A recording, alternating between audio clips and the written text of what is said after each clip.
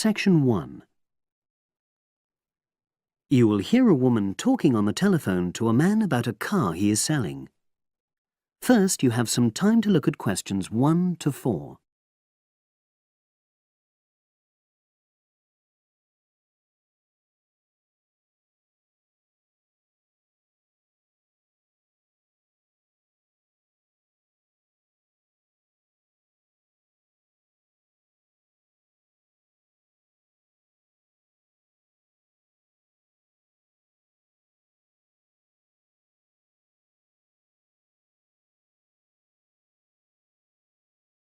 You will see that there is an example which has been done for you.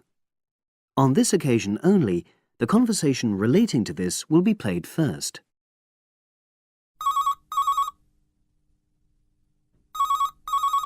Hello, Brian Park speaking. Oh, hello. I'm calling about the advert in the paper. For the car? Yes, the Mini you've got advertised for sale. Oh, yes. I just wanted to find out a bit more information. Of course. What would you like to know? It's my brother who's interested, actually, but he's not in today, so he asked me to call you. Fine. Great, thanks. So, it's a Mini, Yep. and how old is it? Just coming up to 13 years old. The man says the car is just coming up to 13 years old. So 13 has been written in the space. Now we shall begin. You should answer the questions as you listen, because you will not hear the recording a second time. Listen carefully and answer questions 1 to 4.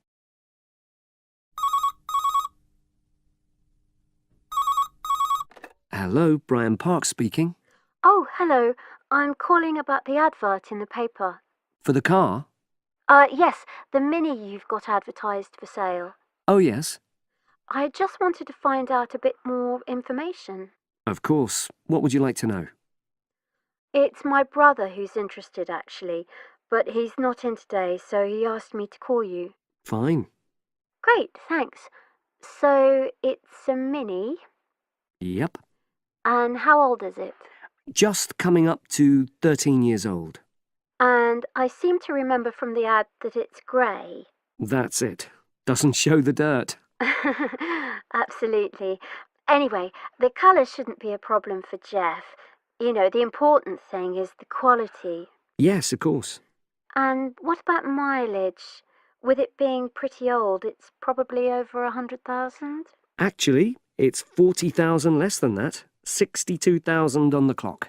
Great! I remember now. I'm confusing it with another ad I was looking at. Right. Pleasant surprise then. Yeah.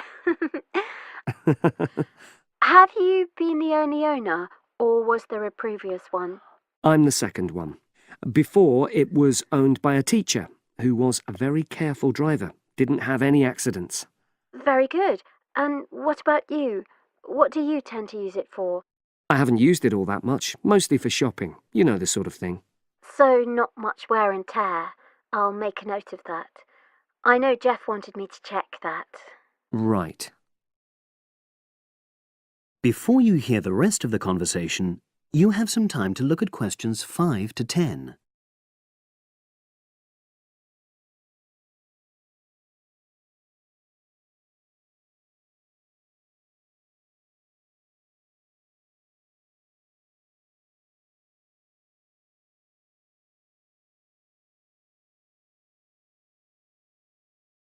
Now listen and answer questions 5 to 10.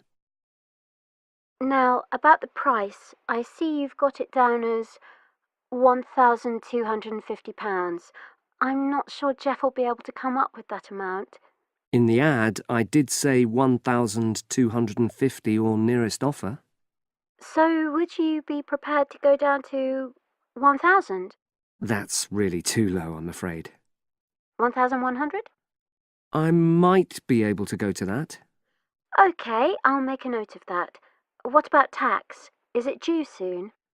Got another 5 months before it's due. Oh, that's a real plus, yes. I'll make a note of that. Okay. Now, you say it's in good condition. For its age, I'd say yes, definitely. It's just been serviced and there were no major problems. Major. I'd be able to show you the service report. The only thing is, you'd have to get a new tyre in the near future. Though it's still okay, you know. It's certainly absolutely safe at the moment. Okay, fair enough. Yes, I understand. And the garage also mentioned that one headlight could probably do with replacing. They think there's a fault there, you know, intermittent. Well, we'd obviously look at all the documents, but that sounds very straightforward. Of course. I've got all the service documents up to date and you can look at those. Well, it all sounds pretty good, and I know my brother will be interested, so would it be possible for him to see the car? He's back from his trip tomorrow and away tonight, so how about tomorrow? Tomorrow? Wednesday? I'm afraid that's not possible. I'm out pretty much all day. Well, Thursday then? That'd be fine, yeah. In the morning? Yes, that'd suit me perfectly. Great. Now, you'll need my address. Oh, yes, of course. What is it? It's number 238, 238? London Road. Oh, that's easy enough. Yes, very straightforward. So I'll pass on these notes to Jeff, and he'll see you in a couple. That is the end of section 1. You now have half a minute to check your answers.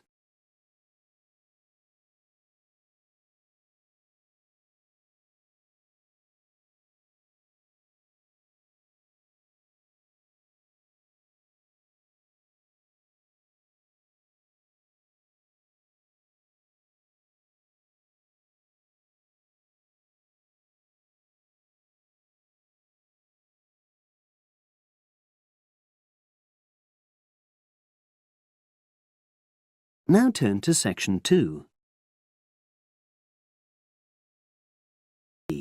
Section 2. You will hear part of a podcast for visitors to the popular holiday region called the Treloar Valley. First, you have some time to look at questions 11 to 14.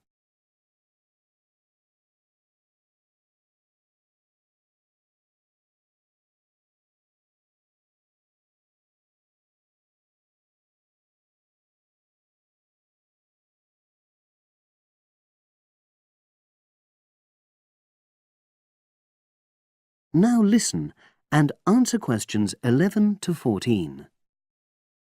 The valley and estuary of the River Treloar forms an unspoilt, beautiful landscape, rich in both wildlife and sites of historic interest. There are many ways to explore the area, and public transport links are good. It is possible to leave your car behind and travel by boat, train, or bus, with just short walks in between stops. The Treloar Valley Passenger Ferry runs between villages along the river estuary and provides a link with a train station at Barry, which is about 10 minutes' walk from the riverside village of Calton. In the past, the river was the main form of transport in the area, and as in the past, today's ferry service operates according to nature. The river estuary is tidal, and so the ferry timetable differs from day to day, according to the times and height of the tide. The ferry is also seasonal, normally running between April and September, depending on the weather. A timetable for the whole year can be downloaded from the internet by visiting www.treloarferry.co.uk. If you just want to sit and relax and enjoy the lovely scenery, you can take a river cruise to Calton and back from the nearby city of Plymouth. In the past, steamships brought early tourists along the same route. Queen Victoria and her family enjoyed such a trip in 1856. The journey is quicker these days. The round trip takes between 4 and 5 hours, depending on tides and weather. If you prefer, you can travel upriver by boat and return to Plymouth by train. All cruise boats and trains have wheelchair access. For more information and for departure times, ring Plymouth Boat Cruises on 017-528-2700. 23104. Trains run several times a day throughout the year between Calton and Plymouth, with various stops in between. They are used by both local commuters and tourists who want to enjoy the beautiful scenery. The highlight of the journey is crossing the river on the stunning viaduct, which was built at the beginning of the 20th century and towers 120 feet over the water. It is unnecessary to book, and tickets can be bought on the train. For information about fares and timetables, contact National Rail Enquiries by phone or online. The bus service in the Treloar Valley now connects all train stations and villages in the area. Especially for holidaymakers, there's a Rover ticket which can be used at weekends and on national holidays and allows unlimited journeys on those days.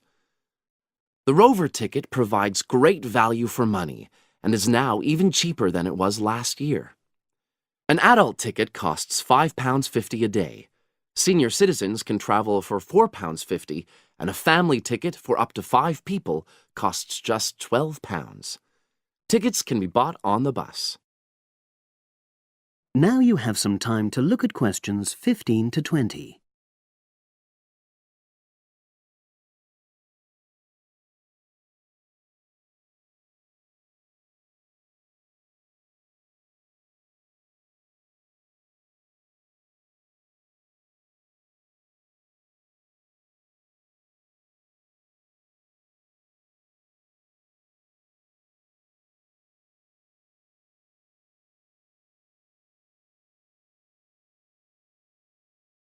Now listen and answer questions 15 to 20.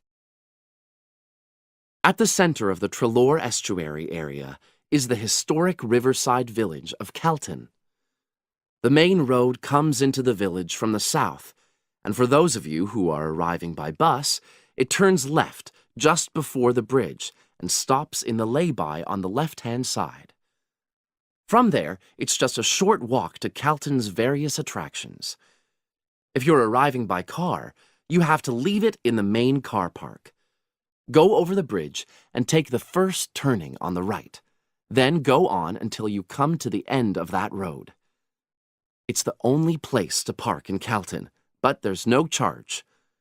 If you're interested in local history, there's a museum in Calton with farming, fishing, and household implements from the late 19th century. As you come in from the south, cross the river and go straight on the same road until you reach the end. Also, on the subject of history, you can go and see the old mill, which has recently been renovated and put back into use. Turn left before you come to the bridge, then go straight on and then take the first turning on the right. This leads straight there. If you're interested in arts and crafts, there's a potter's studio where you can watch the artist at work. After crossing the bridge, turn left, and it's the second building on the left. Finally, when you feel in need of refreshments, there's a cafe opposite the old boathouse and a picnic area near the mill. That is the end of section 2. You now have half a minute to check your answers.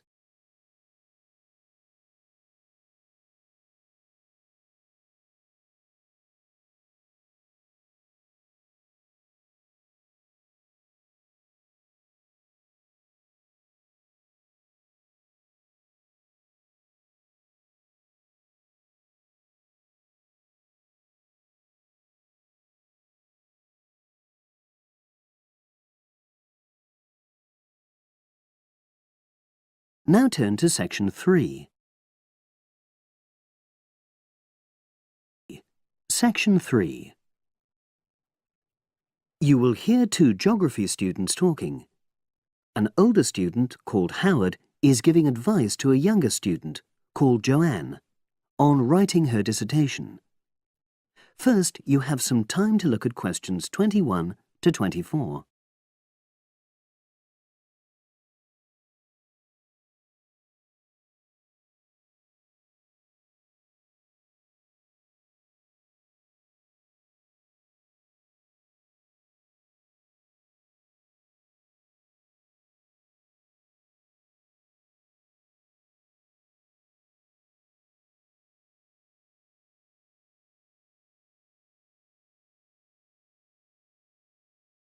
Now listen and answer questions 21 to 24. Hi, Howard. I haven't seen you for a while. Hi, Joanne. Yeah, they're keeping us really busy on the postgraduate programme. But how are you? You'll be starting your dissertation soon, won't you? Yeah, tutorials start next week. I've got Dr. Peterson. You'll remember it all from last year, of course. It's not something you forget easily. Oh. But seriously, although I didn't expect to enjoy writing my dissertation, and in fact, I didn't really find it much fun, I wouldn't have missed the experience. I found it really improved my understanding of the whole degree programme, from the first year on. Right. So, what are you doing yours on? Glaciated landscapes. Although I haven't decided exactly what aspect yet. I did mine on climate systems, so I can't help you much, I'm afraid. But you'll be fine once you start your tutorials.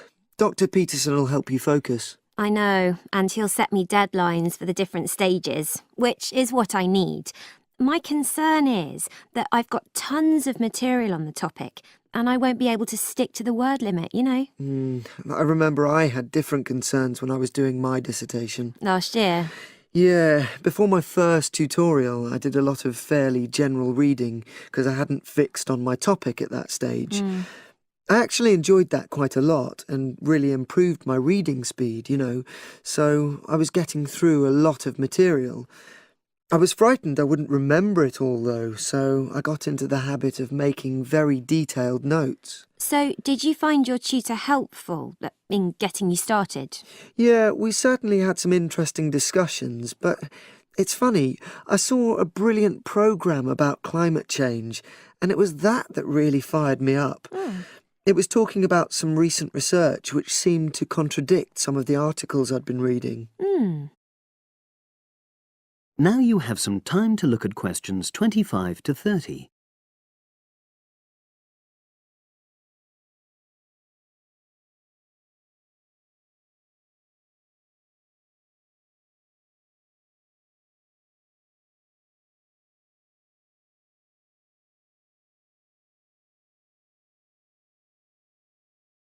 Now listen and answer questions 25 to 30.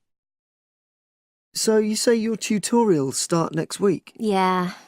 Well, the first month's crucial. You've got to meet your tutor and decide on your focus, but don't become too dependent on him. Don't see him every week, only when you want to check something. Right. Once you've got the focus, you've got to get reading. It's helpful to look through the bibliographies for all the course modules relating to your topic, and get hold of any books you think you'll need. I haven't got much money. I mean, get the books from the library, far better. And I suppose I should prepare a detailed outline of the chapters? Yeah, absolutely. But don't feel you have to follow it slavishly. It's meant to be flexible. OK. Now, I'm someone who likes to get writing quickly. I can't just sit and read for a month. Not like me, then. But if that's what suits you, your natural approach, then you really ought to start immediately and write the first chapter. Right. Now, Joanne, about the library, it's worthwhile getting on good terms with the staff. They aren't always helpful with undergraduates. I suppose they focus on postgrads more. Maybe. But show them you're serious about wanting to do good work. And what if I can't find what I need? Well, there's interlibrary loans. Borrowing books from other libraries, but I've heard it isn't all that reliable. You're right, but you probably won't need it anyway. Be positive. The library is likely to have most things you need. And during the dissertation writing period, you can take out 15 instead of the usual 10 books. Should I look at previous year's dissertations? You can do. But I won't know which are the good ones. The library only keeps the best, and the staff can advise you. Are they willing to do that? Oh, yeah. And I'm worried about getting journal articles from the electronic library. Well, have you tried to find any yet? No. Well, you should. It's really straightforward. That's obviously something I'll have to look into. Dr. Peterson will help. Yeah, I know I can go to him if I have any worries. Except he will be away in the second month. Oh. It's the holidays. You should ask him what to do while he's away. Gosh, yeah. I suppose I can get a lot of support from course mates. I know a couple of people who are thinking of doing the same topic as me. Take care. Collaboration can become dependency. I think you'd better see how that works out, what the people are like. You're probably right. About other reading, I suppose Dr. Peterson will recommend plenty of good articles to get me started. One thing I'd find out is what his attitude is to internet sources. Surely not in this day and age. I'd better get that sorted out right at the beginning. I would if I were you. And I've also got some questions about the research sections. How much time I should spend explaining the process? Well, I think that's up to you. You can see how it develops as you're writing. Okay. It's the same with things like time management. That's something a tutor can't really help you with. I agree. So, is there anything else you need me to go over? That is the end of section 3. You now have half a minute to check your answers.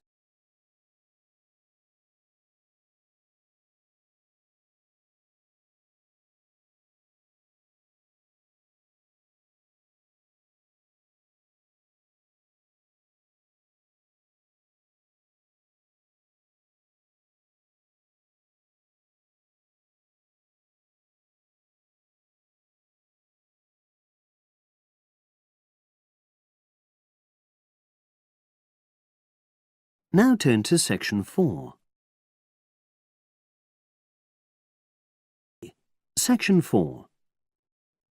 You will hear a psychology undergraduate describing the research she is currently doing on expertise in creative writing.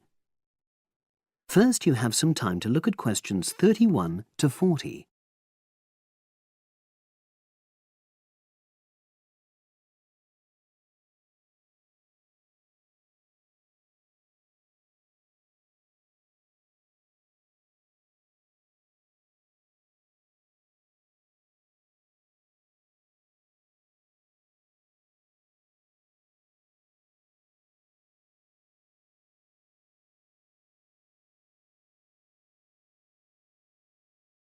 Now listen and answer questions 31 to 40.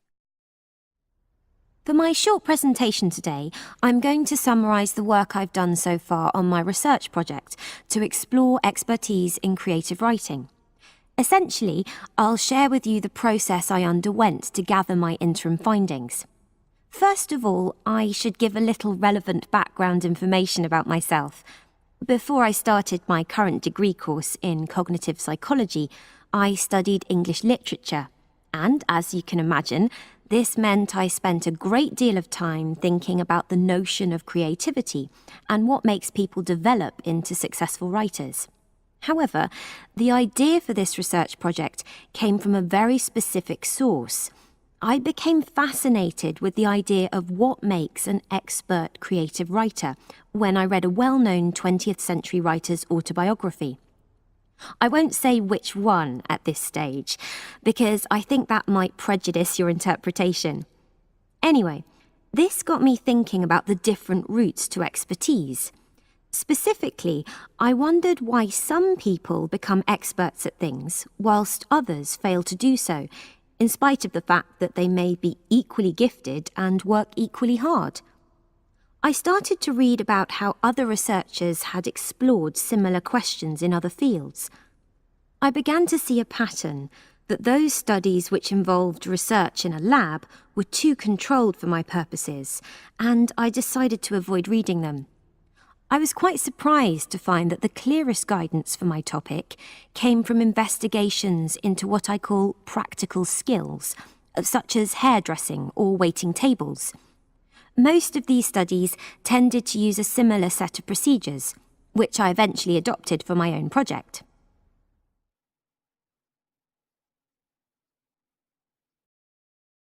I'll now explain what these procedures were. I decided to compare what inexperienced writers do with what experienced writers do. In order to investigate this, I looked for 4 people whom I regarded as real novices in this field, which proved easy, perhaps unsurprisingly. It proved much harder to locate people with suitably extensive experience who were willing to take part in my study. I asked the first four to do a set writing task and, as they wrote, to talk into a tape recorder, a technique known as think aloud. This was in order to get experimental data. Whilst they were doing this, a research assistant recorded them using video. I thought it might be helpful for me in my transcriptions later on. I then asked 4 experienced writers to do exactly the same task. After this, I made a comparison between the 2 sets of data, and this helped me to produce a framework for analysis. In particular, I identified 5 major stages which all creative writers seem to go through when generating this genre of text. I think it was fairly effective, but still needs some work, so I intend to tighten this up later for use with subsequent datasets. I then wanted to see whether experienced writers were actually producing the better pieces of writing. So I asked an editor, an expert in reviewing creative writing, to decide which were the best pieces of writing. This person put the 8 pieces of work in order of quality, in rank order, and using his evaluations, I was then able to work out which sequence of the 5 stages seemed to lead to the best quality writing. Now, my findings are by no means conclusive at this point. I still have a long way to go, but if any of you have any questions, I'd be happy to answer them and go. That is the end of section 4. You now have half a minute to check your answers.